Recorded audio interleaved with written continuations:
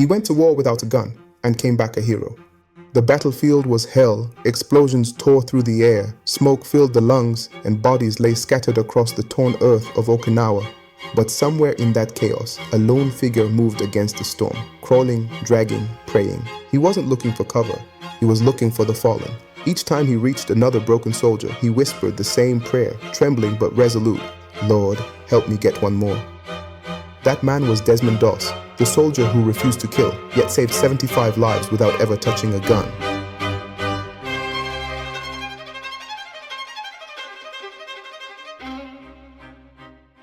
The beginning, the making of a believer. Desmond Doss was born in 1919 in Lynchburg, Virginia. A quiet, small-town boy raised by a strict father and a deeply religious mother. His father, a World War I veteran, carried the scars of his own battles, both on the field and within. Violence was not foreign to young Desmond. He had seen it, feared it, and vowed he'd never become part of it.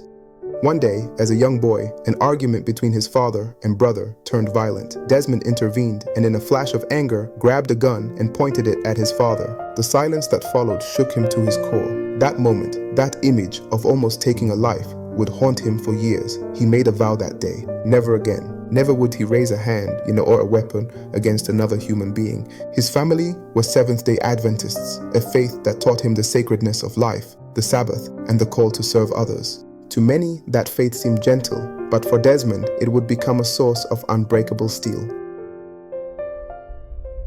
The conflict, joining the army without a gun. When World War II broke out, Desmond couldn't stay home. He believed his country needed him, but his conscience would not allow him to carry a weapon. He enlisted in the US Army as a combat medic, determined to save life rather than take it. But his convictions immediately put him at odds with the world around him. In boot camp, he was mocked, beaten, and called a coward. His fellow soldiers despised him. They cursed him, threw their boots at him while he prayed, and demanded the army send him home. One officer even tried to court-martial him, arguing that a man who refused to fight had no place in war. But Desmond stood firm. He didn't shout back. He didn't quit. He simply said, "While everyone else is taking life, I'm going to be saving it." It wasn't arrogance, it was conviction. He believed that even on the battlefield, God's hand could guide and protect, and soon that belief would be tested in the fire of one of the most brutal battles in human history. The battle, the Hell of Hacksaw Ridge. Okinawa, 1945. The US forces faced the Japanese atop a sheer cliff they called Hacksaw Ridge, a name born from the slaughter that awaited anyone who climbed it. The battlefield was chaos, mortar shells screaming, flamethrowers roaring, and men crying out for help in voices that barely sounded human. The ground trembled, the air burned. When Desmond's unit stormed the ridge, they were met with hell itself. Machine guns shredded the air, explosions painted the sky in fire and dust. Men fell, by the dozens, by the hundreds. Then came the order, retreat. As the surviving soldiers climbed back down the cliff, Desmond stayed behind, unarmed, alone, surrounded by death. And then, in the quiet after the chaos, he began to move, crawling through the mud, over bodies, through gunfire, whispering that same prayer over and over again. "Lord, help me get one." He dragged the wounded to the edge of the cliff, tied them to a rope sling, and lowered them down, one by one, through the smoke and darkness. 75 men, each life a miracle pulled from the mouth of death. Each rescue a whispered prayer answered. He worked through the night, through pain, exhaustion, and fire. When bullets tore his clothes, he didn't stop. When shrapnel cut his body, he didn't stop. When his hands bled from the rope, he didn't stop. Every time he finished lowering one man, he turned back into the inferno and prayed again. "Just one more, Lord, just one more soul." By dawn, the ridge was silent, and 75 men were alive because one man chose faith over fear.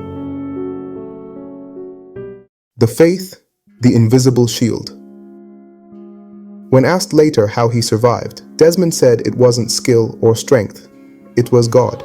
He said he could feel an unseen hand guiding him, protecting him. He never carried a gun, but he carried something stronger, conviction. And somehow, in the madness of battle, the bullets seemed to bend around him. Some soldiers called it luck, others called it madness, but Desmond called it grace. He believed that if his purpose was to save, then heaven would handle the rest. And somehow, it did. The recognition, from ridicule to honor.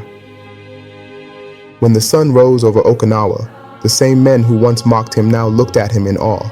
The same sergeant who had threatened him now said, "I never believed in miracles until I saw one." Desmond Doss was no longer the coward of boot camp. He was a hero, a legend, a living testament to what faith can do when the world says you're wrong. In 1945, he became the first conscientious objector ever awarded the Medal of Honor, presented by President Harry Truman himself. Truman said, "I'm proud of you. You truly deserve this. I consider this a greater honor than being president." And Desmond, with the same quiet humility, simply bowed his head. The legacy, the man who fought without fighting. After the war, Desmond Doss lived a simple, quiet life. He never boasted, never sought fame, never tried to explain what made him keep going. He married, raised a family, and spent the rest of his life in peace, though his body bore the scars of the war forever. But his story didn't fade. Years later, his life was immortalized in the 2016 film Hacksaw Ridge, directed by Mel Gibson and starring Andrew Garfield. The film showed the world what true courage looks like, not in killing, but in saving, not in hate, but in love, not in power, but in principle. And when people watched it, many wept, not because it was tragic, but because it reminded them that one person's faith can still shake the world.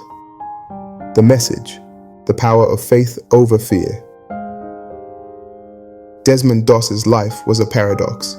He was a soldier who never fought, a warrior who never killed, a hero who never boasted. He proved that faith is not weakness, it's strength under fire, that conviction can be louder than bullets, and that sometimes, to save the world, you don't need a weapon, you just need belief.